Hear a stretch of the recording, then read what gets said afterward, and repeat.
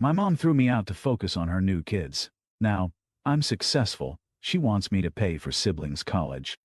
I'm 33 now, working in upper management at a company I've been with since graduation, but the path here wasn't easy. Some days, I still catch myself wondering how things might have been different if my mother had made different choices. But let me start from the beginning. My mom had me when she was 20. My biological father wasn't in the picture. They'd only been together briefly, and when she got pregnant, she gave him the choice to walk away. He took it without hesitation. Rather than pursue child support through a bitter legal battle, my mom chose to go it alone, supported by my grandparents who helped her finish her education and start her career. Looking back, I wonder if her resentment toward my father somehow transferred to me, though it would take years to surface. Those early years were just the two of us, living in a small apartment above my grandparents' garage. My mom worked hard, taking extra shifts at her job while studying for her degree in web development. I spent a lot of time with my grandparents who doted on me as their first grandchild. Despite our modest circumstances, I remember being happy. My mom would read to me every night before bed, and weekends were filled with trips to the park or local library. She wasn't perfect, but she was trying her best. Everything changed when I was 8, and she met Harry at work. He was different from the other men she'd dated, more stable, more serious about building a future together. They dated for 3 years before getting married, and while Harry and I were never particularly close, we got along well enough. He treated me with a kind of distant politeness, like a houseguest who had stayed too long but was too well-mannered to say anything about it. The first signs of trouble appeared gradually. My mom started spending less time with me, focused entirely on building her new life with Harry. Family dinners became less frequent, and when we did eat together, the conversation revolved around their work or their plans for the future. I tried harder to get their attention, getting perfect grades, taking on extra chores, anything to show I could be valuable to their new family unit. Looking back, I realize how desperate those attempts must have seemed. 4 years into their marriage, my mom got pregnant with twins. Everyone was thrilled, including me at first. I imagined being a big brother, helping with the babies, finally having siblings to play with and protect. I even started babysitting for neighbors to gain experience. But as my mom's pregnancy progressed, her attitude toward me grew increasingly cold and distant. The twins' arrival marked the beginning of the end of my place in that family, though I was too young to see it then. I was 16 when my mom and Harry sat me down for what they called a serious chat. "Sweetie," my mom started, not quite meeting my eyes, "Harry and I need to discuss something important with you." Harry cleared his throat. "With the twins now, our expenses have increased significantly. We need to think about their future." "What do you mean?" I asked, though somehow I already knew where this was heading. "We can't support everyone in the house anymore," my mom said softly. "The twins, they deserve more resources right now. They're just babies." Those words still echo in my head sometimes. Deserve more. As if love and support were finite resources that had to be rationed. I can still see my mom's face, the way she looked everywhere but at me, as she essentially told me I was worth less than her new family. The irony wasn't lost on me. 2 successful web developers making good money suddenly couldn't support a teenager and 2 infants. Our house was spacious, their cars were new, and Harry had just finished renovating his home office. But it wasn't about money. It was about wanting me gone, and they knew I had enough pride to take the hint.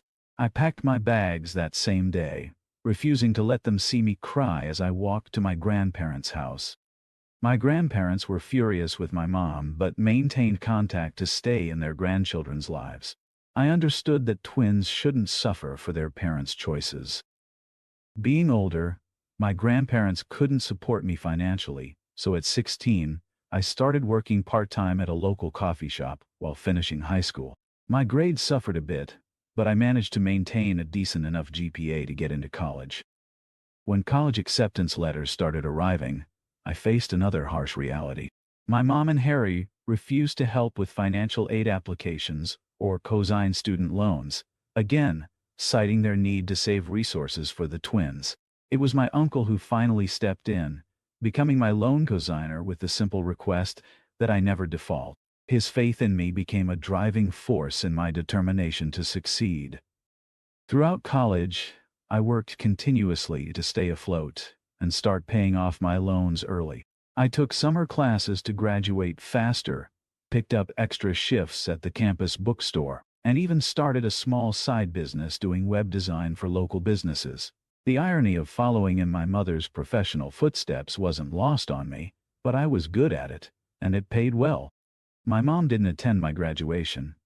In fact, after I left for college, we barely had any contact at all. I'd see glimpses of her life through social media, family vacations, the twins' school achievements, perfectly staged holiday photos that showed no trace of her first child. Eventually, I blocked her on everything and focused on building my own life. It was hard. Those first few years out of college were a constant struggle to cover rent, utilities, and loan payments on an entry-level salary, but I made it work. My early career was marked by long hours and relentless determination. I took every training opportunity, volunteered for difficult projects, and slowly built a reputation as someone who could be counted on to deliver results. Years passed, and I climbed the corporate ladder through sheer persistence and hard work. Recently, I received a major promotion, one of the youngest people in the company to reach this level of management. I kept the promotion relatively quiet, only telling a few close friends and my uncle, who'd helped me get through college. Unfortunately, he mentioned it to my mom at a family gathering, suggesting she reach out to congratulate me. He meant well, but he had no idea of the chaos his well-intentioned comment would unleash. Instead of congratulations, she and Harry showed up at my door demanding money. The years hadn't been kind to them. Their business venture had failed, leaving them deep in debt, and with the twins approaching college age, they needed financial help. "We heard about your promotion," my mother said, her voice dripping with practiced sweetness. "You must be doing very well for yourself now." "What do you want?" I asked, already dreading the answer. "The twins are getting ready for college," Harry jumped in. "And with our business situation, well, we thought maybe you'd want to help your siblings." My mother nodded eagerly. "It would be a chance to make things right between us, to show you care about your family." The audacity was stunning. They tried to frame it as me making up for cutting them out of my life, as if I owed them something after they'd kicked me out and refused to help with my own education. "Make things right?" I laughed bitterly. "Like you made things right when I needed help with college." "That was different," my mother protested. "We had young children then. And I was what? Just an inconvenience?" When they started talking about family obligation and responsibility, I couldn't hold back my bitter laughter. I reminded them of their words about saving resources for the kids who deserved it more, and suggested they use those saved resources for the twins' education. The look of shock on their faces would have been comical if it wasn't so infuriating. When I asked them to leave, they became defensive, claiming I'd been overenthusiastic and annoying as a teenager. They tried to guilt me about my mom's sacrifices raising me alone, as if caring for your child is some extraordinary favor, rather than basic parental responsibility. The argument escalated until I threatened to call the police, finally getting them to leave. But it wasn't over. My mom started sending daily emails listing everything she'd done for me as a child. Every doctor's appointment, every school supply purchased, every sacrifice made. When I blocked one email address, she'd create another. Her desperation seemed to grow with each passing day. Then she showed up at my workplace, thankfully on the day I was out sick. My colleagues were uncomfortable with her aggressive behavior, and security had to escort her out. The incident was embarrassing, but it also strengthened my resolve to maintain firm boundaries. The final straw came when she ambushed me outside my house. I had my phone in hand, ready to call the police, when I saw her. "You ungrateful little brat," she screamed, lunging at me. "After everything I've done for you." "Stay back," I warned, dialing 911. "I mean it, Mom. Don't you dare call the police on your own mother." She made a grab for my phone. "I raised you. I sacrificed everything for you. You abandoned me," I shouted back, trying to keep her at bay. You threw me away like I was nothing. It was like watching a stranger wearing my mother's face. She was screaming about ingratitude and family loyalty while trying to grab my phone. Through the chaos, I heard my neighbor yelling, "I'm calling the police. Leave him alone." Other neighbors emerged from their houses, witnesses to this surreal scene of a mother attacking her adult child. Someone pulled her away from me as sirens wailed in the distance.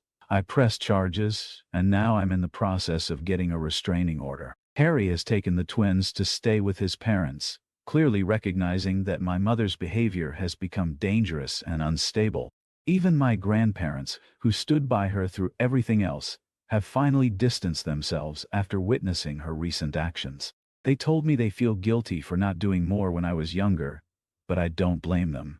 They did what they could, providing a safe haven when I needed it most. Looking back, I realize I spent years hoping my mom would come to her senses and try to make things right. Every birthday, every holiday, every major life event, there was a small part of me waiting for her to reach out with genuine remorse and a desire to rebuild our relationship. But her recent actions have shown me who she truly is. Someone who only saw me as useful when she needed something from me. I'm done feeling guilty about maintaining boundaries with someone who discarded me the moment I became inconvenient. I'm looking to move to a bigger house now that I can afford it. And for the first time in my life, I feel truly at peace with my decision to keep my mother out of my life. The scared 16-year-old who packed his bags and walked away from the only home he'd known has grown into a strong, successful man who won't be manipulated or guilted into sacrificing his own well-being. Sometimes the hardest part of growing up is accepting that the parent you needed isn't the parent you got, but that acceptance can also be freeing. I've built a life I'm proud of, surrounded myself with people who genuinely care about me, and learned that family isn't always about blood. It's about who stands by you when things get tough. As for my mother, I hope she gets the help she clearly needs. But that's not my responsibility anymore. I've learned that sometimes the most loving thing you can do, for yourself and others, is to walk away and let them face the consequences of their own choices.